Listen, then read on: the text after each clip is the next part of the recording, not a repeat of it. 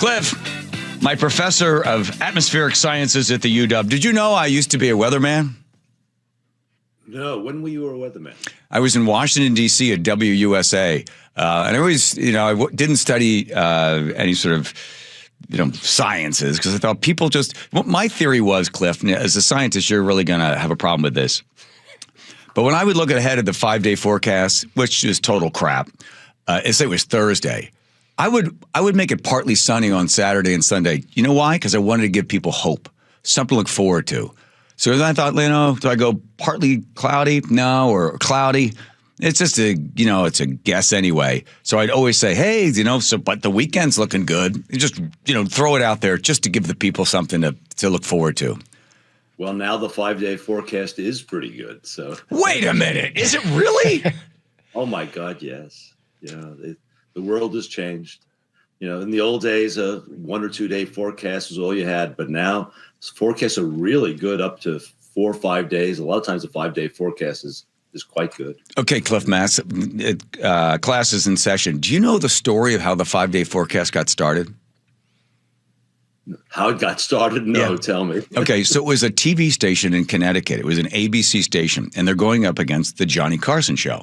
And Johnny Carson's show used to start right at 11:32 or 33. And tonight, did Johnny Carson, Johnny Show, Burt Reynolds. I tell you who all the people are going to be on. That's the only time they really told you who was going to be on. So everybody would switch over from the ABC over to NBC, but they would start doing it around like 11:20. So the news director said to the consultant, how can we get people to stay and keep listening, keep watching rather than flipping over to NBC? Right. And the guy said, well, why don't you give them like a 5-day forecast? People love weather. Well, the meteorologist at that time was like, I can't do that.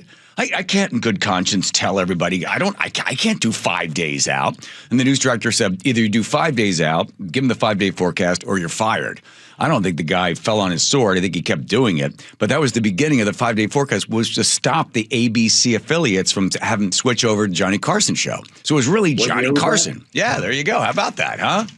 How long ago? Oh, this was like 1970s. Which would that be right, that the 5-day forecast couldn't be done back then? Right. In the 1970s, the 5-day forecast was junk. But that's not true anymore. It's quite skillful. Right. So listen, let's go even longer term.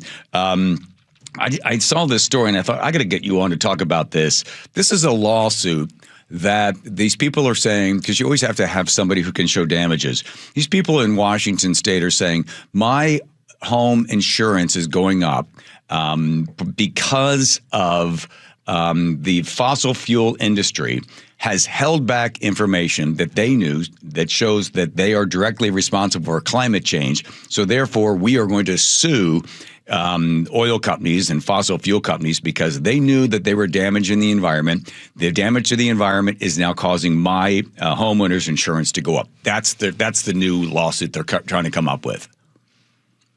It's total nonsense. And, basically they're suggesting that global warming is causing all kinds of increases in extreme weather, which is causing, claims for insurance companies, right? It's something like that. Yes.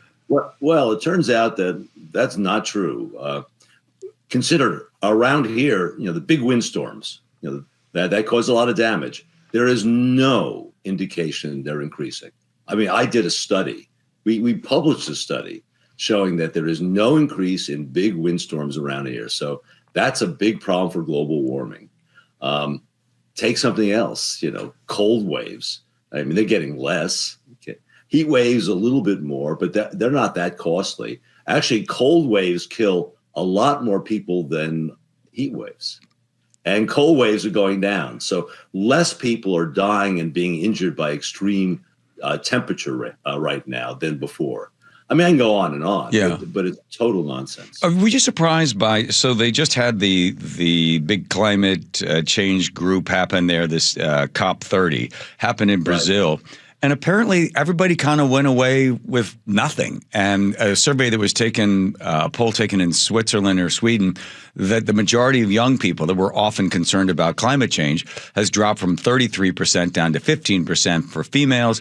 It's dropped to 12% for males. They don't see it as this existential threat that it was before. Why is the air kind of being let out of the existential threat of climate change? Well, they've been claiming there'd be all this increase in disasters for a long time now, and it's simply not happening. It is clearly not happening. And a little bit of warming, most people are not experiencing anything significant. We are warming slowly, but the effects of that are so small. It's really moderate impact. So there's no existential threat. It's very clear it's all nonsense, and people are starting to get wise to it. They've been shopping around. The Center for Climate Integrity shops around trying to get different lawmakers at different conferences to recruit state legislators to join their lawsuits against big oil. Here's an example of it. There we go. Hang on. Here it is. At NCEL 2025 in Boston, we're engaging with state legislators from across the country in an effort to address the oil and gas industry's contribution to the ongoing insurance crisis. I'm from the state of Hawaii, where we're experiencing huge effects of climate change. We just had a huge fire with Lahaina that just affected not just our housing market, our insurance market, and with renewals, people are getting denied insurance. We just can't continue to see this devastating impact on people's lives. In Nevada, we absolutely are a victim of the insurance crisis and the climate crisis that is a direct result of the actions of big oil. We are seeing increased wildfires. Okay, Cliff, if you were there, what would you say to all those people? Well, I've actually published about a half a dozen papers on wildfires and the connection with meteorology. I've written on it. And this claim that the wildfires are all increasing due to global warming is absolutely nonsensical. And I mean, give you an example. Take the Lahaina situation, right? I wrote a paper on that. Well, that had nothing to do with climate change. What it did have to do with was a municipality that was totally unprepared. You had some winds that picked up. The winds have nothing to do with climate change. You had power lines that weren't maintained. They sparked the fire. Then you had people that they put the fire out, but it really wasn't out. They didn't stay with the fire. This is very similar to Los Angeles, and it burned into town. The warnings, they didn't warn people to get out. They blocked roads. Well, anyway, one mistake after the other, but none of this had to do with climate change. And they've done this with fire after fire. Of course, the Los Angeles fires, which I just finished a paper on, is the same thing. Climate change had nothing to do with this. But they want to point to it as often as possible. I saw the very beginning of today is the beginning of hurricane season, according to CBS. This is a while ago. And experts are saying that this one's going to be worse than ever. 15 to 20 hurricanes will be hitting and destroying lives and all this other stuff because of climate change.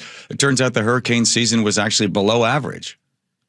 Well, in fact, there were no landfalling hurricanes on the American coast.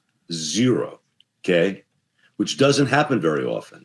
So this was actually a very benign hurricane season, and they were predicting that global warming was going to cause this to be a terrible season. Look, didn't happen.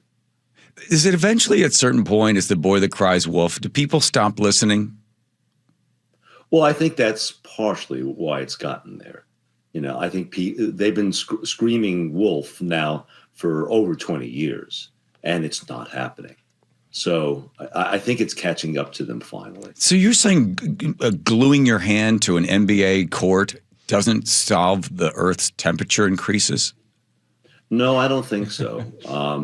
And the studies that are coming out now are really knocking down the signal. They exaggerated the effects. They made assumptions that we're going to be burning huge amounts of coal into the rest of the century, and they made all these predictions based on it. But it's clearly not happening. So it's obviously false.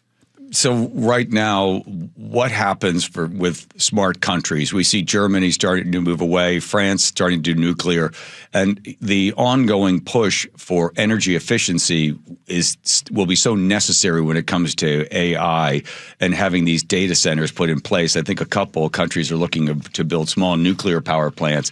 This demand will need to be met.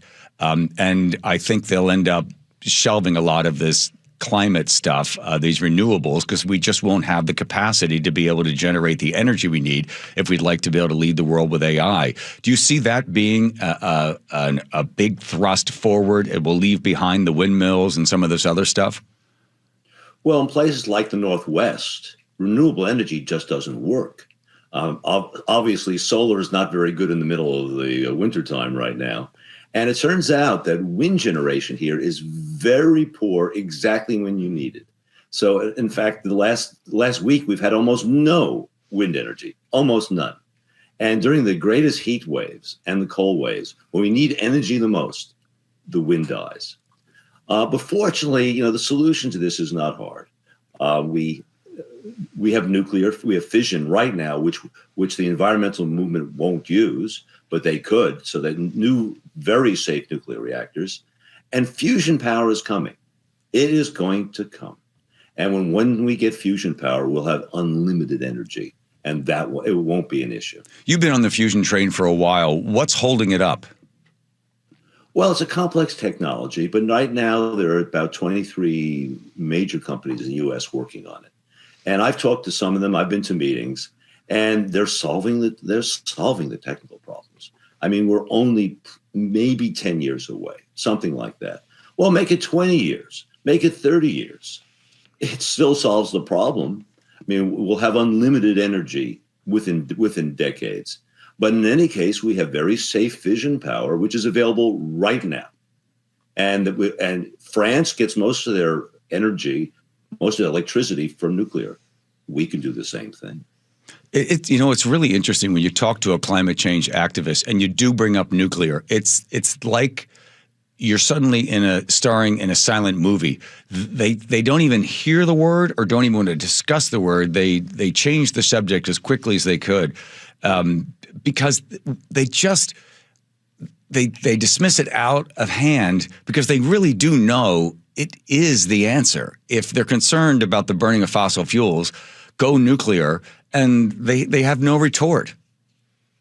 Well, it's a religion. That's what it's a belief system and religion. It's not rational. And so when someone like me interacts with them and they can't do the nonsense about the extreme weather stuff, then they start suggesting that it's a moral issue of some sort.